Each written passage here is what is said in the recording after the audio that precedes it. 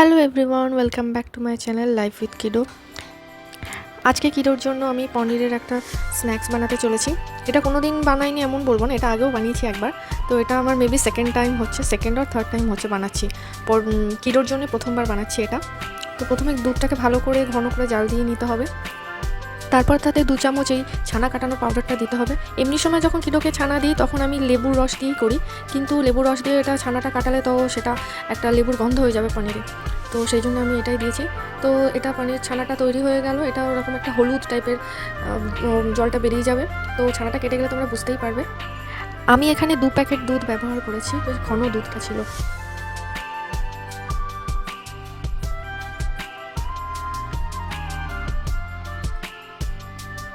তো ছানাটা কেটে গেলে এবার একটা বড় ছাঁকনিতে এটা ছেঁকে নিতে হবে ভালো করে, যাতে কোনো জল না থাকে।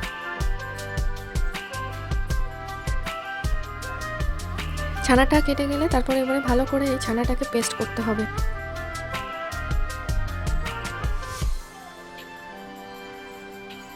তারপর এতে আমি একটু 1 পিঞ্চ সল্ট দিলাম, জাস্ট টেস্টের জন্য, কারণ ভাজার সময় যাতে কোনো সল্ট না দিতে হয়।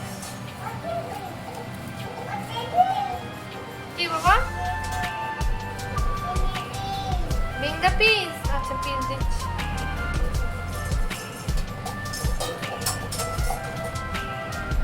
তো মাখতে মাখতে এরকম একটা টেক্সচার আসবে। তা প্রায় আমি 5 মিনিট ধরে মেখেছি।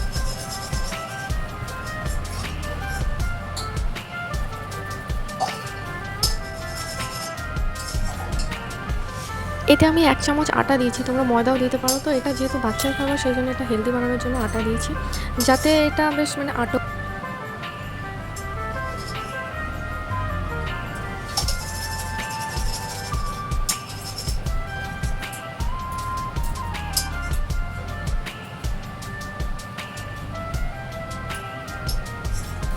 তারপর এরকম বল বল করেছিলাম, তো এরকম 14টা মতো বল হয়েছিল।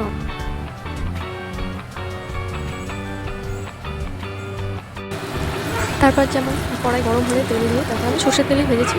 তো বলগুলো তুলে রান্না করতে করতে কিডোকে আবার গান শোনাতে হলো।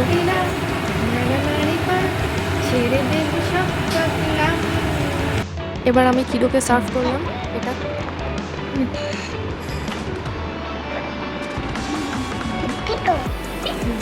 এটা পনির, কিডো, দিস ইজ পনির। সব পনির, সব বড়টা পনির। দাঁড়া, একটু ভেঙে দিই, এটা ছুটকেটা দিই।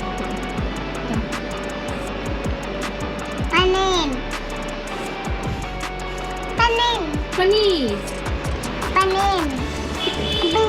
bring the book পরে, আগে তুমি এটা নাও। পনির। তো কিডোর বডি ল্যাঙ্গুয়েজ দেখে এরকম পা নাচাচ্ছে দেখে বুঝতেই পেরেছো ওর খাবারটা খুব ভালো। ভালো চিকটা, হাউ ইজ ইট?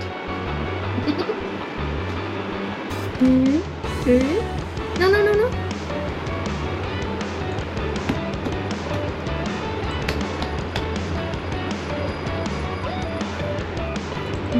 ওটা ফিনিশ হয়ে গেছে? ও, আমি তো জানি না। এনো।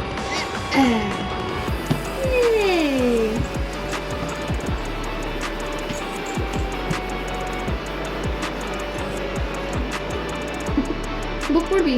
আচ্ছা, বুক রিড করবে তুমি? বুক রিড করতে করতে খাবে? কোনো কিছু ভালো লাগলে কিডো বুক রিড করতে করতে খাবে, তাই না বাবা? তাই না কিডো?